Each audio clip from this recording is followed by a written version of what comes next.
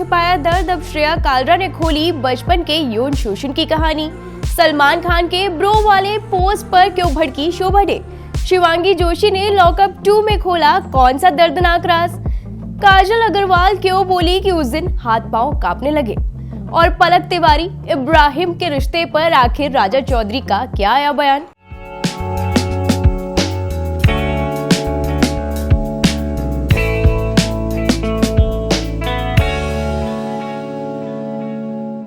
Hello everyone, मैं हूं इशिका जैन और आप देख रहे हैं ग्लैम स्कूप डेली क्रंच, जहां मिलती है एंटरटेनमेंट दुनिया की सबसे बड़ी, सबसे तेज और सबसे चटपटी खबरें। तो बिना किसी देरी के शुरुआत करते हैं आज की पहली और सबसे चर्चित खबर के साथ। 13 साल की उम्र, एक करीबी रिश्तेदार पर गंभीर आरोप और परिवार से छुपाया श्रेया कालरा का वो राज। रियलिटी शो लॉकअप सीजन 2 में एक ऐसा खुलासा हुआ जिसने हर किसी को हैरान कर दिया है। कंटेस्टेंट श्रेया कालरा ने पहली बार बचपन के उस दर्द का जिक्र किया जिसे वो सालों से सीने में दबाए हुए थी। लॉकअप सीजन 2 के एक एपिसोड में कंटेस्टेंट श्रेया कालरा ने अपनी जिंदगी से जुड़ा एक ऐसा राज बताया जिसे सुनकर हर कोई भावुक हो गया। शो के एक टास्क के दौरान जब उनका कजन वाला राज सामने आया तो श्रेया ने अपनी कहानी सुनाई और कहा, मेरे कजन ने मेरे साथ छेड़छाड़ की थी, तब मैं 13 साल की थी। मेरे परिवार को इस बारे में नहीं पता, सिर्फ ऋषभ को ही पता है। मैं अपनी नानी के घर जाती थी जहां हम सब साथ में सोते थे और उस समय मुझे पता नहीं था कि क्या चल रहा है। वो मुझे पकड़ता था, मुझे कोई सहानुभूति नहीं चाहिए। मैं खुद को विक्टिम दिखाने वालों में से नहीं हूँ। मैं नहीं चाहती कि बाहर जाने पर लोग मुझे सिंपैथी दिखाएं। बस मैं नहीं चाहती कि मेरी माँ को ये पता चले, क्योंकि जिस लड़के ने मेरे साथ ये सब किया है वो उसको अपने बेटे की तरह मानती है और मेरी माँ उससे लगभग 3 साल तक उसकी देखभाल करती रही। श्रेया कालरा को इस बात का भी डर था कि कहीं उसकी वजह से उनके भाई का रिश्ता ना टूट जाए। दरअसल इससे पहले भी श्रेया कालरा के भाई का एक रिश्ता उनकी वजह से टूट चुका है। श्रेया के इन खुलासों से शो के बाकी कंटेस्टेंट भी भावुक हो गए और उन्हें श्रेया को संभालना पड़ा। सोनम बस हो गया ब्रो। सलमान खान का ये वाला मैसेज एक बार फिर चर्चा में है, जहां एक तरफ सलमान ने स्टूडेंट के प्रोटेस्ट और सोनम वांगचुक के सपोर्ट में अपनी बात रखी, तो वहीं शोभा डे ने उनके इस अंदाज को लेकर ही सवाल खड़े कर दिए। उन्होंने सलमान खान के पोस्ट को क्रिंज बताया। हाल ही में हुए प्रोटेस्ट के दौरान सलमान खान ने सोशल मीडिया पर एक पोस्ट शेयर किया था जिसमें उन्होंने छात्रों से अपील की थी कि वो वापस घर लौट जाए।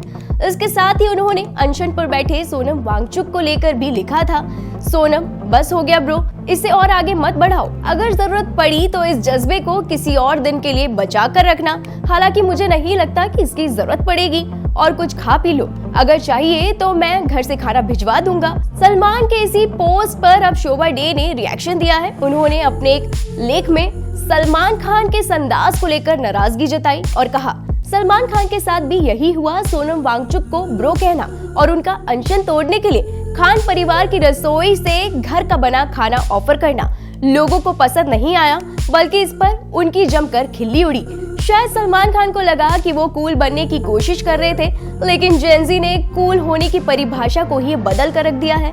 ये अजीब सा मैसेज किसी को भी लिहाज से किसी भी तरह से कूल नहीं लग रहा था। शोभा डे ने सलमान के पोस्ट को क्रिंज बताते हुए कहा कि उन्हें सोनम वांगचुक को ब्रो कहने और खाना भेजने की पेशकश वाला अंदाज पसंद नहीं आया। सालों से सीने में दफन एक राज कैमरे के सामने आया तो हर कोई खामोश हो गया। लॉकअप 2 में माहौल काफी इमोशनल हो गया है। सभी के सीक्रेट्स एक एक कर बाहर आ रहे हैं। ऐसे में शिवांगी जोशी ने लॉकअप 2 में अपनी जिंदगी का एक बेहद ही दर्दनाक सच दुनिया के सामने रख दिया।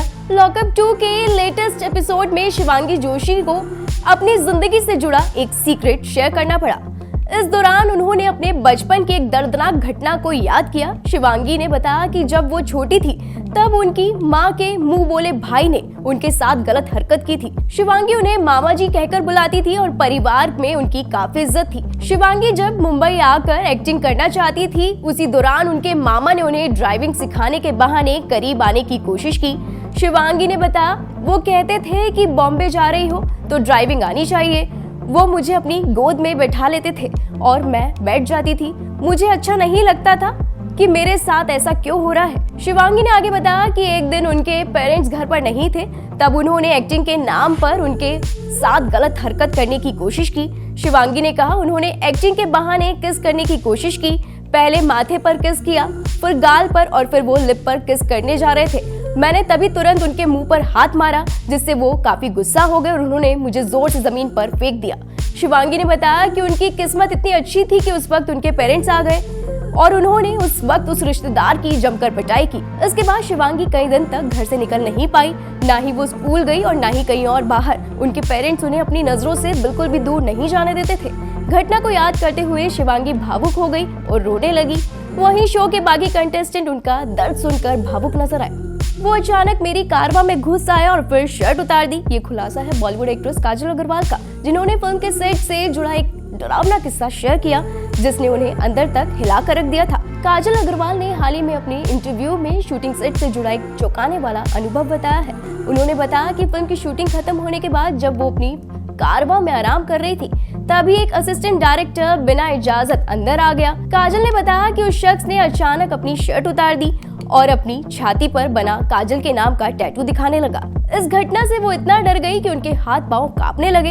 एक्ट्रेस ने कहा कि किसी फैन का प्यार और दीवानगी अपनी जगह है, लेकिन किसी महिला की पर्सनल स्पेस में बिना इजाजत दाखिल होना बिल्कुल गलत है। काजल ने उस शख्स को चेतावनी दी कि इस तरह का व्यवहार कानूनी कार्रवाई तक पहुंच सकता है।